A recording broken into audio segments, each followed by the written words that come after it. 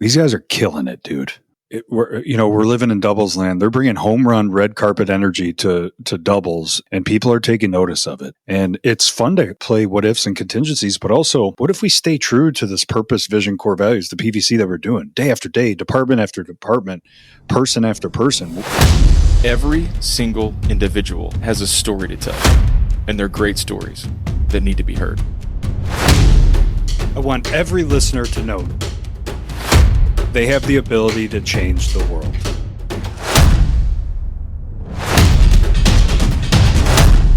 Welcome to the 1720 podcast. What's up, Mount Movers? Welcome back to the 1720 podcast. I cannot wait to introduce this guest. We've been trying to get this person for 5 seasons now, courting process, having to talk to their PR folks, and we finally got a hold of them. And they are here with us now. Welcome to the show. Well, hello. This is Matt Fisher again. April Fools, y'all. April Fools. Just Stewie and I today, man. I didn't know where we were going. I could tell you were teeing me up to be a fake guest, and I only have one stupid voice. It's that one. And then I didn't know who to be other than Fish. So just, there you go. I don't know. It's the best I got, man. Yeah, and we'll spare you another Fisher episode. But unfortunately, there's not a super stellar guest either. You know what I've noticed over the last few weeks, see if you've picked this up, is when we're recording virtually and you're in your office, which you are now, you start out like a little more demure, like a little more soft-spoken. I know it's because like people are closer there, and I think people can hear everything around because the office is a little tighter. Have you noticed that? Yeah, and it might be this mic because I can barely hear myself. Like in our studio, I can hear myself at the same volume as you. But like I have no echoing, which isn't going to make sense to listeners, but maybe former guests that are listening, like you can hear yourself through the headphones typically. I can't at all. So maybe it's the audio side. You're not as loud because you can't hear how loud you are. Yeah, because it's just like I have earbuds in with sound control, but I'm not getting sound through them. You know what I mean? Yes, I do. It's weird. We should fix that. Well, until then, April Fools, right? Did you have a go-to April Fools joke when you were a kid? I did. Ashley has a good one. I think it's that maybe she only did it once. Remember back in the day at the sink? There was like the sink, and then normally there were 2 knobs to the side, and everybody's got the 1 lever thing.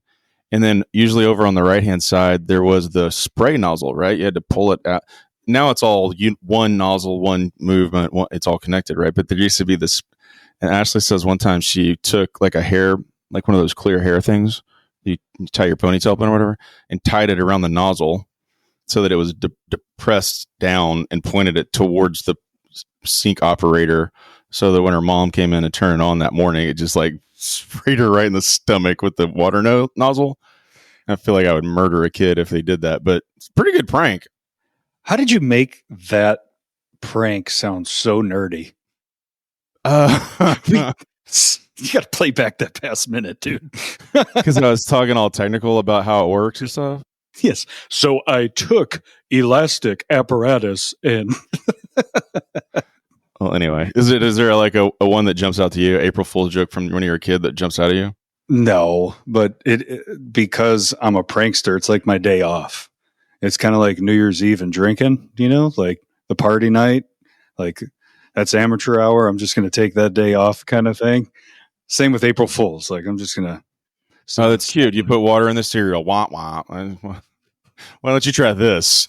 Yeah, well, you're getting an ice bucket in the shower tomorrow on April 2nd. So. Right.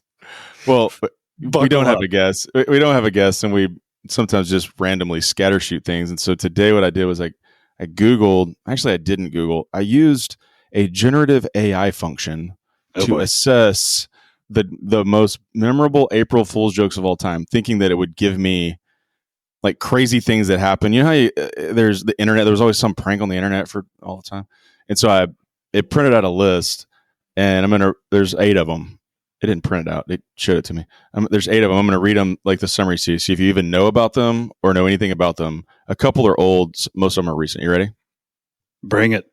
Okay. Apparently in 1957, you won't know this one, BBC aired a segment at about a family in Switzerland that was harvesting spaghetti from trees. That's all it said. I've never heard of this before. That's nonsense. And also coming from the BBC, like kind of hilarious because those dudes take themselves super serious. That's kind of funny. How many people believed it? It says many people. Yikes. I guess in the 50s, you couldn't Google it. I don't know. So that's a funny one. All right, let's see. The next one was Taco Liberty Bell. 1996, Taco Bell ran a full-page ad in newspapers claiming that they had purchased the Liberty Bell and renamed it the Taco Liberty Bell. Do you remember that? No. No, I don't either. In 2000, Google announced a fictitious mind-reading search technology that could read the user's thoughts and provide search results called the Google's Mentalplex. I kind of remember that one. Google's responsible for a couple of these stupid products. In 2011, YouTube announced 1911 mode, and it made all their videos appear in black and white silent films with vaudevillian title cards underneath it. That's kind of a funny prank. I like that one. In 1998, Burger King advertised its left-handed Whoppers. So stupid. Let's see. BBC in 2008 aired a documentary about flying penguins that discovered their flight so that they could escape the harsh Antarctic winter. They aired a documentary about that. That's pretty funny. And the last one was Google. In 2007, Google introduced a new product called Gmail Paper, the service that was printing and mailing you all of your emails that you received for free. I don't need that invoice coming. Yeah. Dude, can you imagine what that would actually look like with all the nonsense that comes in? I don't know if you have Gmail or whatever. I'm constantly deleting. 30 cents per inbox ding. Oh my gosh. Yeah. I just constantly deleting and unsubscribing and marking as spam. I can't even get out of it. But in any event, maybe some of you guys have heard of those. I don't know. Maybe there's a giant waste of 15 minutes of your life, but I don't know. Every once in a while, there's a funny one. So yeah, April Fools. It was only 8 minutes. Yeah, April Fools. We're done. Also, just end it right there. That'd be hilarious. We don't have a guest. Sometimes, like I said, sometimes we just scatter shoot. So I'll just lob a what's going on hand grenade at your direction. I know you guys are moving and shaking in the shop. Anything fun, exciting going on at Mountain Mover Facades? Yeah, it's interesting to see what we're walking through and talk to other companies and see if they're feeling it too. But as a company, man, we've been blessed to pick up some awesome work with awesome clients, and there's some common threads that we can go into in a bit with what we're seeing. But the common thread of all the subcontractors I'm talking to is how many jobs are just pushing, delaying. And so for us, when we're trying to get ramped up and we have sales and estimating going, project management humming, now our manufacturing facilities humming, and we got pre-glazed frames, assembled frames for field glazing, all that stuff's stocking up in our shop. We can't build up our field team yet because that's the starting line keeps shifting. And, thankfully we can see ahead of it proactively, and we didn't just hire a bunch of people and then just are sitting still. But the disadvantage is the impatience of being able to build up our team. And so, right. We're in a good position where we're just getting started, but man, there's plenty of established companies with established field teams that have WIP, work in progress. They're just not mobilizing. That's a tough position to manage. I mean, as we all have sort of, I'll say, climbed up the ladder, had a different perspective on what running the business looks like or whatever. I mean, the cash constraint of that push that's for real. If you got workers that you just waiting another month or two, you just keep kicking the can down the road. You're not letting folks go. You're not mobilizing or demobilizing. You just stay in a stasis, which means hemorrhaging money while you're waiting, Yeah. Who's billing for that? Right. Not many people. Like maybe you're on some T&M wait in some super rare occasion, but I'm pretty sure you're just sitting on that cost. Well, and you have the inverse cost of that too, is that once you've waited, oftentimes you have the stacking effect, right? Like they all either push into other starts that will start on time, or there's something about the push that draws other things back because stuff starts going. So sometimes you end up with this.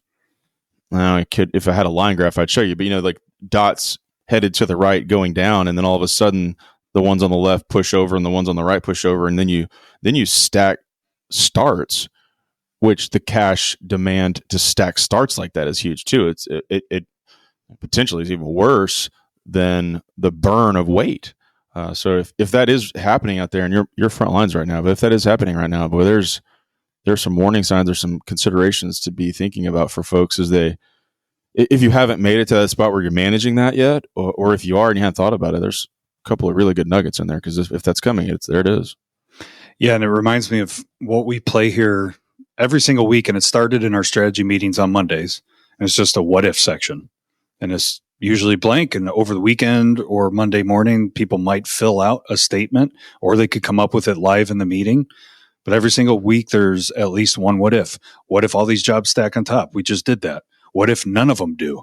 What if we don't sell any jobs in the next month? What if we sell too many? What if this person leaves? What if this department does this? Like, there's a million of them. And it's become such a habit from those Monday meetings that it's now happening regularly throughout the day in conversations and reviews of specs, reviews of estimates, reviews of frames built. So proud of this team. We played the what if game in our manufacturing warehouse on some assembled and glazed frames, talking about water. And what if the water hit right here? Where's it going to travel all the way down? And we what ifed it to a point where we found that it needs to do something specific. And if we wouldn't have found that, you would have learned that lesson in the field. Yeah. And so playing what if is essentially contingency planning for the unexpected to happen, because, man, that's our industry. It's full of contingencies, full of what ifs. Like, there's no magic formula to a master schedule where it lays perfectly out in manufacturing in the field. And then, like you said, they all stack on top of each other vertically. Like from a sales standpoint, you can't just have a hard line in the sand and say, if they're saying we need to be in the field October, we can't look at that job. Well, what more data do you have? What if on average these jobs shift 3 months from award? Maybe Right. You got to play more of that game than unfortunately the schedule that you are getting is the contract schedule, because 9 times out of 10 they're moved. Right. It's not a perfect math. This is let me say something silly for a second. Part of the magic of the podcast is I've never heard you say that before, but that is super smart, because that's not just an operations analysis. That's a safety analysis. That's a risk analysis. That's a legal analysis. That's an executive analysis. That's a cash flow analysis. That's just asking that question, or letting folks have the freedom to ask that question, begins to interrogate all the parts of the business. Yes. Yeah, that's awesome. So, and the intent of it is to pick things apart, and build a list. And so we have a log going of every what if we've played, and some of them have come to fruition, others haven't. This week's, or I should say last week's, was a lot different. I flipped the script a little bit. What if we keep operating at the level we're operating? Oh yeah, because these guys are killing it, dude. We're living in doubles land. They're bringing home run red carpet energy to doubles, and people are taking notice of it. And it's fun to play what ifs and contingencies, but also, man, casting vision. What if we stay true to this purpose, vision, core values, the PVC that we're doing day after day, department after department, person after person? Like, it could take us so much further than we think. And what is the definition of further? A what if within a what if? And we have a bunch of visions and goals, stretch goals for that too. And it's really not financial. Financial is a part of it. Money's important, but it's what are we going to do with it? And that's the stuff that gets people fired up. Right.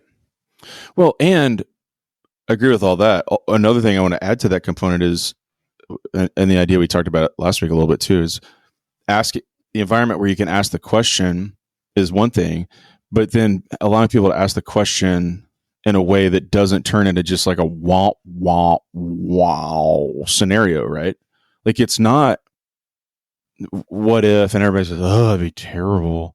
It becomes a leadership exercise. It becomes a risk management exercise, not identification exercise. And I could see how it even just from the core, no, not the core, the what's the word I'm looking for? Like the operational overlay to it is energizing, because now all of a sudden we're not worrying about all this random just mishmash of like a cornucopia of problems. But we've assessed them all. We've talked about it from all of everybody's different angles. It's awesome. Well, it's like any new process like this. It might feel gimmicky. It may feel forced. And, like learning a golf swing, the first time you swing a golf club, that feels foreign, and then when you learn you've been swinging it your own way, and then you get a lesson from a coach and they teach you a different way. Now it feels foreign again, but then you keep doing it and you keep doing it, and then it becomes natural, and then you naturally do it. And that's what I didn't see coming with playing this what if game, is just watching it evolve into everyday life. Conference room meetings, shop meetings, talking about hiring, what bids we should and shouldn't look at, what an interview should look like. It's just grown into this natural state that could be very powerful. Has it turned into a bit where people will say in the break room, like, what if I poured this water on your head, or like just nonsense? Is it gone that far yet? Not until today, Stewie. Thank you very much. You can game plan that out. What if I put bananas in your office? What would that do for you? How's that gonna? Yeah, somebody's taking my lunch out of the fridge. What if I punch you in the face? Right. What if you stop stealing my things? What about that? What about that, man? You're welcome. I'm in your culture now. I'm in your culture kitchen. Are you able to?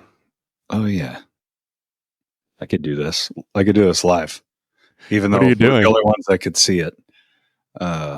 You about to screen share something with me live, and I don't know what we're doing? Yeah. Oh yeah, hot diggity! Look at us. So this is. I got a hub, Captain Nerd Alert over here, that has.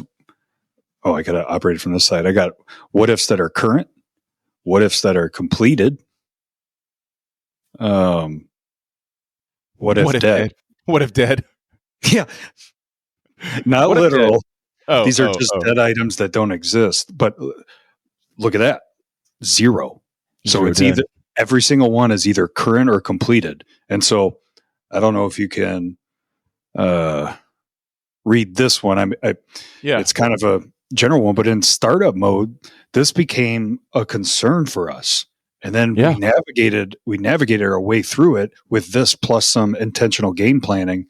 And then, we've got the champion on it, when it was created, when the date the what if came true. It's cool to log and keep note of. And the other one over here is innovations.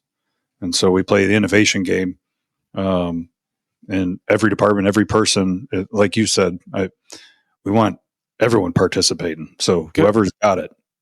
Go. I'm now just looking at your screen. Go back to that. You still have it up? This one?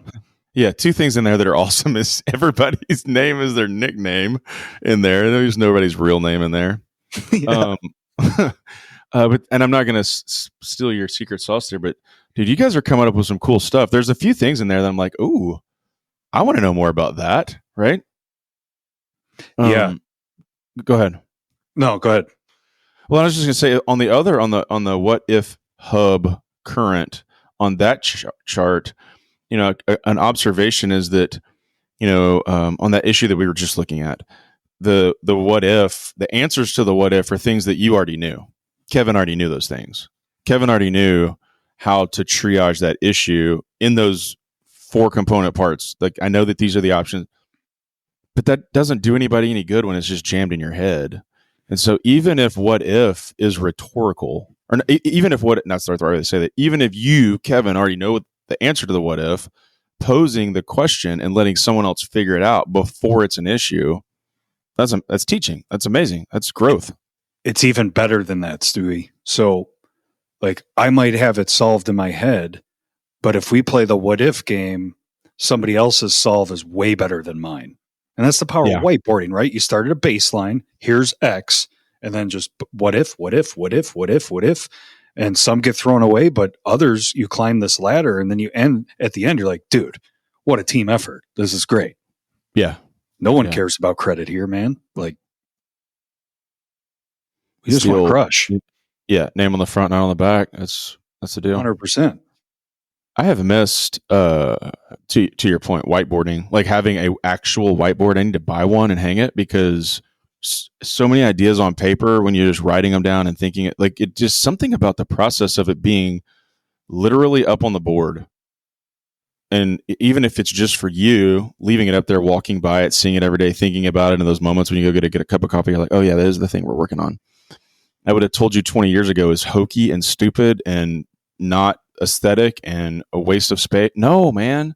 Like I miss having the 3 things written on the wall that I was supposed to be working on that day to keep me focused. I miss all that stuff. And so there's a spot right over here. I'm pointing again. Nobody can tell. There's a spot right here on the wall. I'm about to take what's on the wall off and put, I don't know, as big as I can over there. I'm thinking about doing vertical. Have you ever done 4/8 vertical? Or is that's a way? Yeah, I haven't either. I'm thinking about doing flatter. Well, but I could write high and low. I mean, I could hit the low would stink. Just laying on my tummy, 2 inches from the bottom. Yeah, you maybe wake up, slip vertebrae. Maybe 4/6 vertical. But in any event, right over here, I'm doing it just because it's the process of doing it is Superman.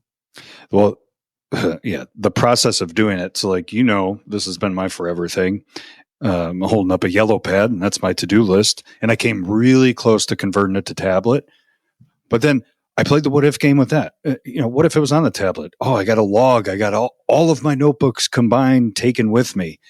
I date all of these. You know how many times I've looked back at an old item crossed off? Almost zero. This is all today and forward. So if this process works for me for today and forward to keep me prioritized, keep my brain in check, make sure I'm working on the next most important thing, and get thoughts out of my head and put more thoughts into my head with staring at a blank piece of paper, then it's winning. Why change it? Like it may future innovation, maybe, but it's so powerful. I don't want to disrupt something powerful. I don't think it was you that said it, but someone, and it may have been you, talking about being full analog. Was that you? Mm-mm. So I've been iPad, iPencil, whatever thing. I've been doing it for a minute, and had that thought the other day. It's just like everything's trapped in there, and that's cool. Everything's trapped in there, but you can't really flip through it easily, whatever. And so I've gone full analog, and I went and bought these little Moleskines, and these are the tiny ones. Like I can just keep in my pocket. Right. So I don't have to, that one's like the one you're showing is like an 8.5 by 11, like full yellow pad. But this one is in my pocket with a pencil or a pen actually. Cause I can jot down my thoughts on that standing in the elevator and it's not weird, or, walking to the car or at a basketball game. Oh yeah, I need to write it down. And I think it might be old man mode, but I'm full analog, man. I went back. There's something about the tactile sensation of recording things in here, marking them off, knowing where they are, and just keeping it organized. So, yes, if it ain't broke, don't fix it. But if it is broke, fix it. And that's me going back full analog. Heck yeah, man! Like everybody here, I don't care what your mechanism is, but just trust me. You want one, and you're not doing it for me. Do it for you. Like this has helped radically improve my life on the daily. Mm-hmm. There's so many things we're involved in that I need to see what's in front of me. And so does people need it more than they understand. What started making the cut, the newest addition to this to-do list is a personal bucket. So if you're using the priority pie example, like the slice of pie for me for personal. So Wax Museum Tuesday, that's crossed off because this morning I watched Quinn do a Lindsey Vonn presentation, which was the super skier. Yeah. I'll have to send you a picture. It was pretty cool. But now I can see that in front of me and be like, okay, I know I'm going to start my day, work from home, preschool, then go to school, then go to the office, then lunch. I'm able to see these things and make sure my family is prioritized regularly because you do a good job of that naturally. I don't. And so I'm trying to get better.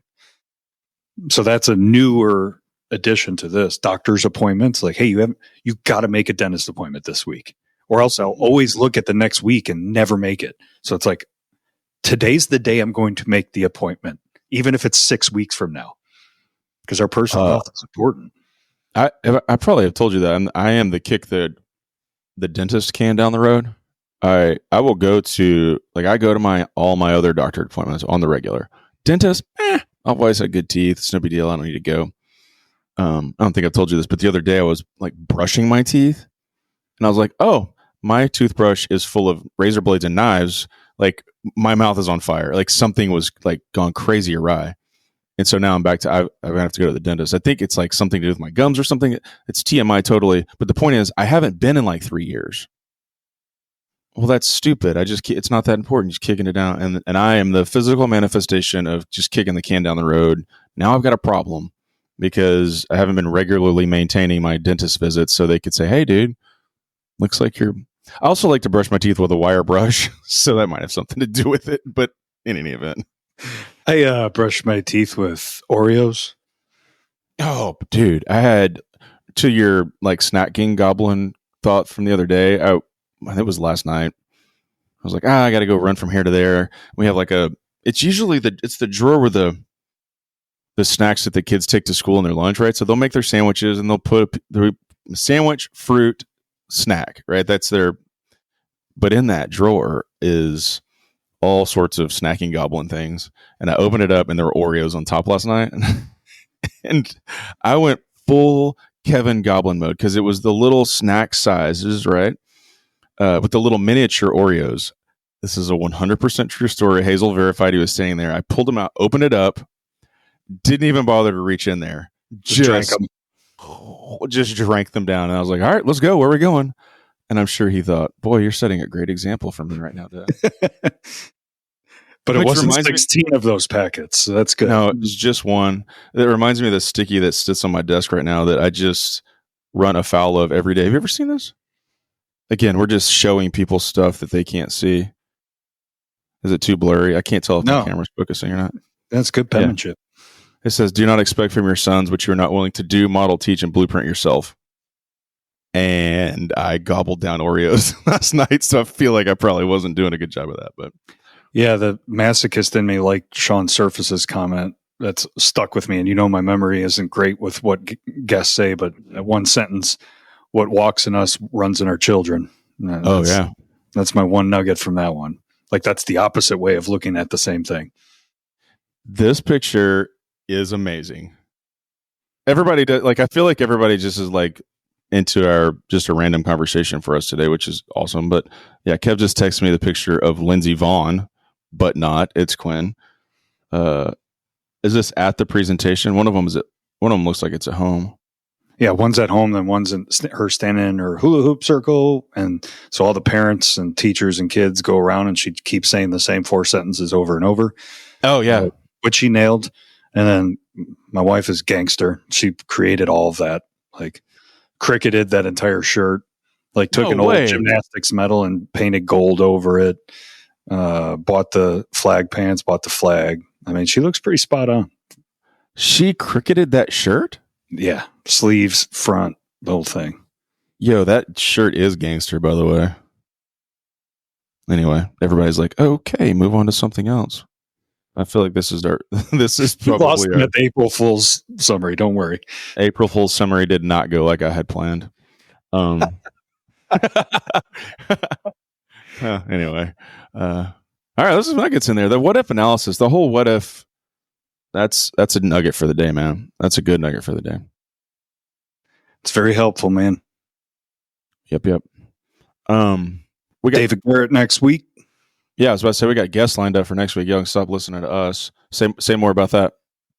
President of Steel Fab, next year's Texo chairman. Just an awesome dude, full of wisdom. It's going to be great. We had a lunch a few weeks ago. Just talking about life and leadership and tactics and strategies, and man, he's chock full of wisdom. So it'll be great. Every once in a while, I mean, not every once in a while, probably 50% of our guests I meet 5 minutes before we hit record. So this will be one of those, and I'm looking very much forward to sitting down and chatting with him. I know if you say he's got the heat, he's bringing the heat.